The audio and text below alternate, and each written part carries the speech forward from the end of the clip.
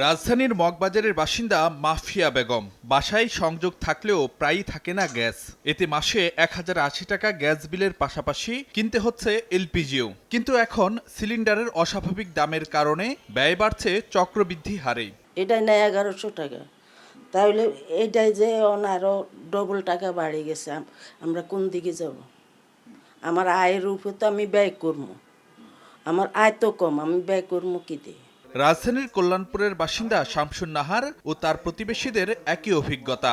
আয় না বাড়লেও পাল্লা দিয়ে ব্যয়ের নতুন নতুন খাত বাড়ায় চিড়ে চ্যাপ্টা অবস্থা মধ্যবিত্তের। আমরা যেখানে 1300, 1200, হাইস্ট 1500, তার উপরে তো আমরা গ্যাস নাই। এখানে 2200 টাকা, আমাদের তো অনেক বেশি হয়ে যাচ্ছে না? 3টা গ্যাস সিলিন্ডারের দামই আমার প্রায় পড়ে যাচ্ছে 2টার উপরে।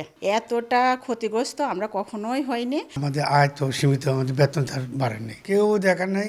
ইচ্ছা মতো বাড়াইতেছে, দোকান খুলতেছে, টাকা বেশি দিলে সিলিন্ডার দিয়েছে, কম দিলে সিলিন্ডার নাই। সিলিন্ডার নৈরাজ্যে হোটেল রেস্তোরাঁয়ও জ্বালানি ব্যয় বেড়েছে দ্বিগুণ। রাজধানীর হাতিরপুলের ব্যবসায়ী মোহাম্মদ সোহেলের মাত্র এক সপ্তাহেই এলপি গ্যাসের পেছনে বাড়তি ব্যয় 9000 টাকা। অন্যদেরও ব্যবসা চালাতে হিমশিম অবস্থা। ছোটরা 3,000 বেশি লাগছে, আর বড়টা 6,000 বেশি লাগছে। এই এক সপ্তাহের ভিতরে 9,000 মতো ক্ষতি হয়ে গেছে। আমি তো কোথাও দাম বাড়াইতে পারতেছি না। সামানের ভিতরে তো 1 টাকাও আমাদের প্রফিট আসতেছে না, আর উল্টা আমাদের ঘাটতি দিতেছে।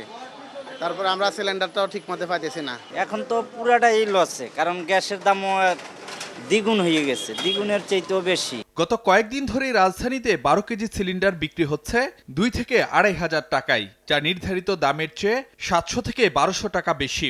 আর 35 কেজি এলপিজির জন্য বাড়তি নেওয়া হচ্ছে 1700 টাকা পর্যন্ত।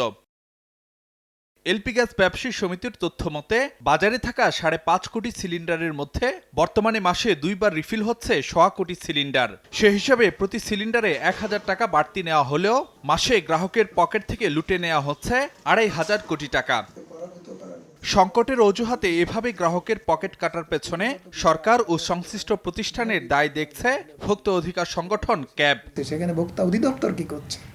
তাদেরও কোনো, তার মানে কি তাহলে গোটা ব্যবস্থা এখন নিয়ে শুধু এলপিজি বাজারই নিয়ন্ত্রণ করছে না, এলপিজি ব্যবসায়ীরা সরকারকে নিয়ন্ত্রণ করছে, সরকারি প্রতিষ্ঠানকে নিয়ন্ত্রণ করছে। কি ভয়াবহ ব্যাপার না? এরকম একটা অবস্থায় রাষ্ট্র কোথায়? কোনো সভ্য সমাজ কি ভাবতে পারে?